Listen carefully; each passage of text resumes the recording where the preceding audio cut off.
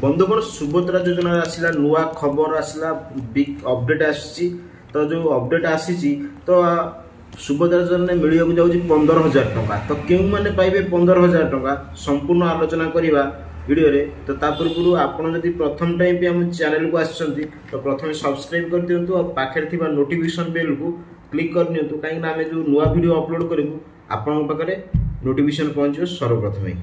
तो लेट करवानी चलते वीडियो आरंभ करवा।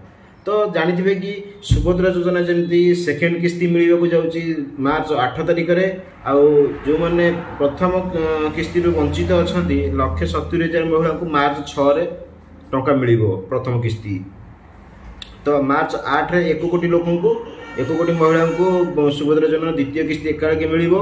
तो जो मैंने वर्तमान सुधा सुभद्रा योजना अप्लाई करना तो से मिल 15,000 टंका। तो से जदि जोटा रही सुभद्रा योजनार शेष तारीख आसी अप्लाई जोटा कि मार्च 31 तारीख रही।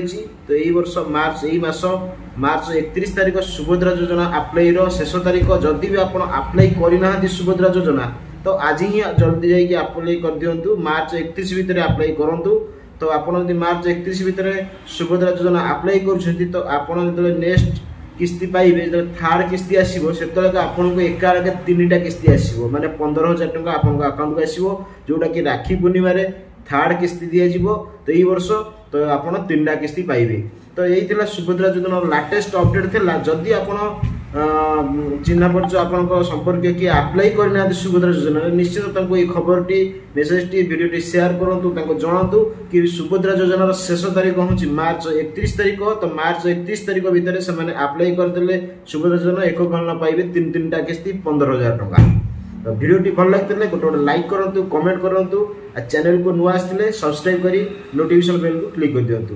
बंधुगण रोचे पुणी देखा नुआ एक एपिसोड नुआ एक टॉपिक को नहीं आसबि। तो विदाय दिंतु। धन्यवाद।